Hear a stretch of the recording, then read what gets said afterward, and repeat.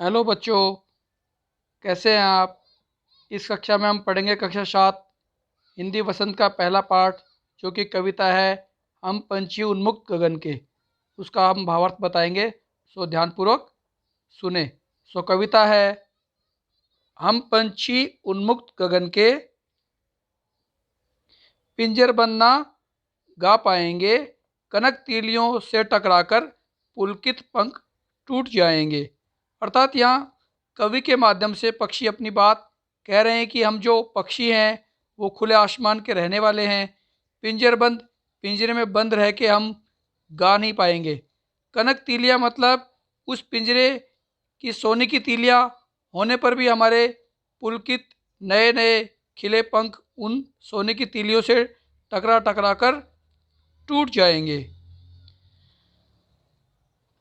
कवि आगे कहते हैं हम बहता जल पीने वाले मर जाएंगे भूखे प्यासे, कहीं भली है कटुक निमोरी कनक कटोरी की मैदा से।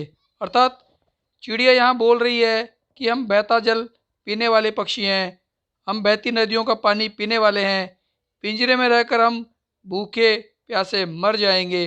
पक्षी आगे कहते हैं नीम की कड़वी निमोरी या निमोली कहीं अच्छी है सोने की कटोरी में रखी हुई मैदा से।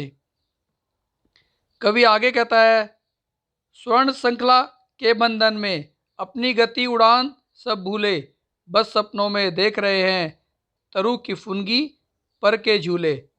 अर्थात पक्षी कह रहे हैं कि अब सोने के पिंजरे में हम बंध गए हैं, अपनी गति और उड़ान हम भूल चुके हैं, अब तो हम बस उड़ने के सपने ही देख पा रहे हैं।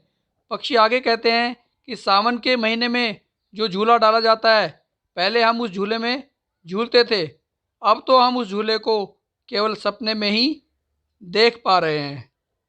कवि आगे कहते हैं ऐसे थे अरमान की उड़ते नीले नभ की सीमा पाने, लाल किरण सी चोंच खोल चुगते तारक अनार के दाने।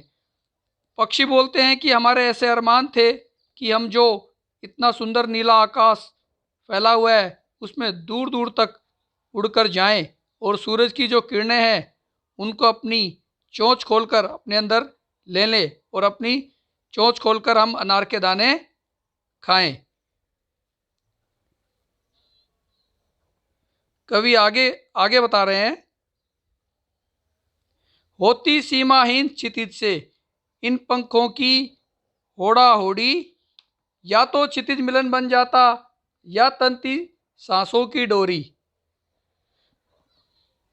सो बच्चों पक्षी आगे कहते हैं कि हम इतनी दूर उड़ते कि या तो हम क्षितिज को सीमाहीन कर देते पंखों से होड़ाहोड़ी करके।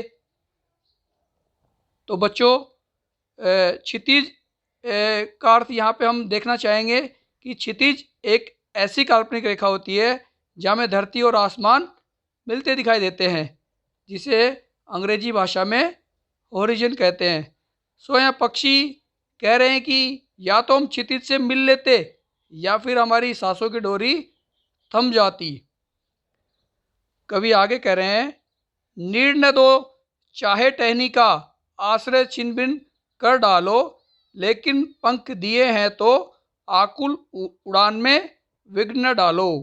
पक्षी कहते हैं हमें भगवान ने पंख दिए हैं, चाहे तुम हमें कुछ खाने को मत दो, हमें सहारा या आश्रय मत दो, जो कुछ रहने की जगह दी है हमें वो भी नहीं चाहिए, उसको तुम मत दो, लेकिन हमें भगवान ने जो पंख दिए हैं जिसकी सहायता से हम उड़ान में भरते हैं, आप हमारी उस उड़ान को में कोई विघ्न या बाधा मत डालो।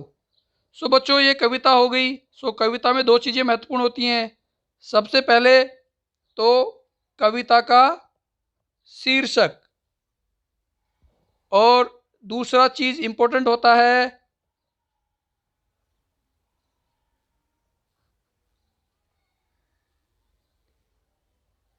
कविता का लेखक। सो यहाँ पर कविता का शीर्षक है हम पंछी उन्मुक्त गगन के, और लेखक का नाम श्री शिव मंगल सिंह सुमन जी है। आशा है कविता आपको समझ में आई होगी। धन्यवाद।